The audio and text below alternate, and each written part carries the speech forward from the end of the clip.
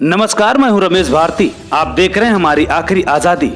खबर आ रही सुल्तानपुर जनपद विकास भवन के सामने डॉक्टर अंबेडकर पार्क या यूं कहे तिकोनिया पार्क। आपको बताते चलें, लखीमपुर खीरी में बीजेपी कार्यकर्ताओं द्वारा कराई गई किसान की दर्दनाक दुर्घटना में किसान पुत्र की मौत को लेकर कल दिनांक 12 अक्टूबर दिन मंगलवार को किसान संघ के पदाधिकारियों ने मिलकर किए पिंडदान, जिसमें किसान संघ के नेता ने कहा कि वो अपने किसान भाई के बलिदान को नहीं भूलने के साथ साथ उनके परिजनों को भी न्याय दिलवाने की दी चेतावनी। साथ ही साथ जय जवान जय किसान का नारा लगाते हुए कार्यक्रम का किए समापन। आइए दिखाते हैं सुल्तानपुर संवाददाता अनिल कुमार की रिपोर्ट।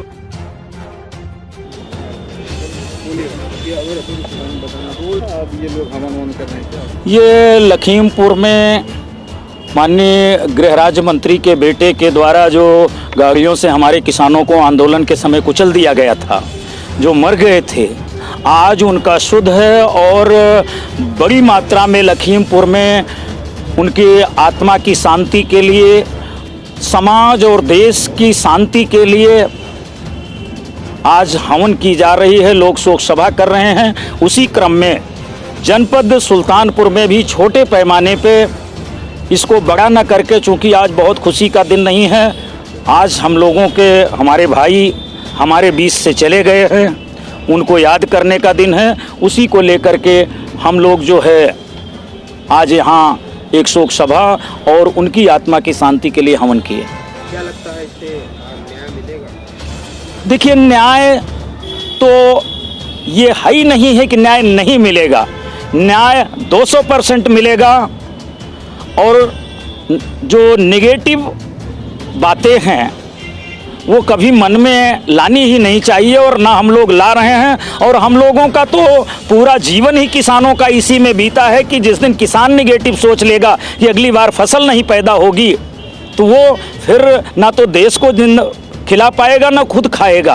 किसान के मन में होता है कि इस बार हमारी फसल चली गई है, सूखा से, बरसात से, दैविक आपदा से, अगली बार हमारी फसल अच्छी होगी और हम अच्छा योगदान करेंगे राष्ट्र के निर्माण में। इसी बात को लेकर सदैव किसान जो है आगे बढ़ता जाता है और इन्हीं बातों को लेकर के हम लोग आशान्वित हैं कि आने वाले समय में ज़रूर हमारी बातें मानी जाएंगी और उन 3 काले कानूनों पर सरकार विचार करेगी और नहीं विचार करेगी तो अंतिम रास्ता गांधीवादी तरीके से जो आता है वो हम लोग उस रास्ते पे चलेंगे। 10 महीना हो गया है आपको आंदोलन करते हुए, क्या कारण है कि आपकी मांगे क्यों नहीं पूरी कर रहे हैं सरकार? तो 2022 में आप किस तरह से देखें? देखिए, अब सरकार हमारी बातों को नहीं मान रही है। ये अंतर्राष्ट्रीय मुद्रा फाउंडेशन का दबाव है। अंतर्राष्ट्रीय मुद्रा फाउंडेशन, IMF, अंतर्राष्ट्रीय मुद्रा फाउंडेशन जो भारत को कर्जा देती है, उसका दबाव है कि अगर तुम एग्रीकल्चर को प्राइवेटीकरण एग्रीकल्चर का नहीं करते हो तो आपको कोई कर्जा नहीं दिया जाएगा। सेज कानून के तहत 700 विदेशी कंपनियां एग्रीकल्चर पे उतरने जा रही हैं। पूरी तरीके से FDI लागू है। तो क्या हमारी खेती का शोषण करके बड़े बड़े पूंजीपति भारत में आएंगे और पैसा कमाएंगे और विदेशों को लेकर चले जाएंगे? आज आंदोलन इस बात का है और इसलिए सरकार नहीं मान रही। सरकार के सामने 2 परिस्थिति खड़ी हो गई है कि गांव में कहते थे कि भईगत सांप छछुंदर केरी, अगर छछुंदर सांप उगल ले छछुंदर को पकड़ के तो अंधा हो जाएगा और खा ले तो मर जाएगा। आपने सेज की बात की, सेज तो कांग्रेस सरकार में आया था। कांग्रेस सरकार में सेज नहीं आया था, माननीय अटल जी के समय में सेज कानून बनाया गया था और वो सेज कानून को प्रभावी बनाने के लिए ये FDI लाई गई।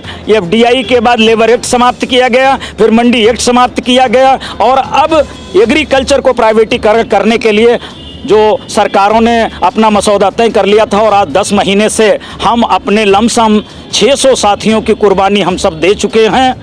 ऐसे में हम आज भी माननीय प्रधानमंत्री महोदय से निवेदन करते हैं कि महोदय, ये देश आपका है, ये किसान आपका है, ये परिवार आपका है, इस देश को बिकने से बचा लीजिए।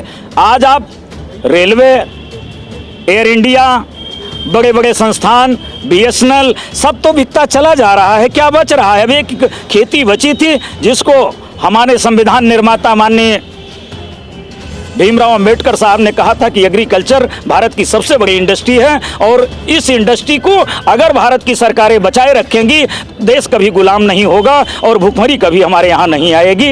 इन्हीं बातों को मैं माननीय प्रधानमंत्री महोदय से पुनः निवेदन करूंगा कि लोकतंत्र को बचा लो, संविधान बचा लो और देश बचा लो। अगर वीडियो पसंद आई हो तो लाइक शेयर कमेंट करें और सब्सक्राइब जरूर करें ताकि ऐसे वीडियोज आप तक पहुंचे सबसे पहले।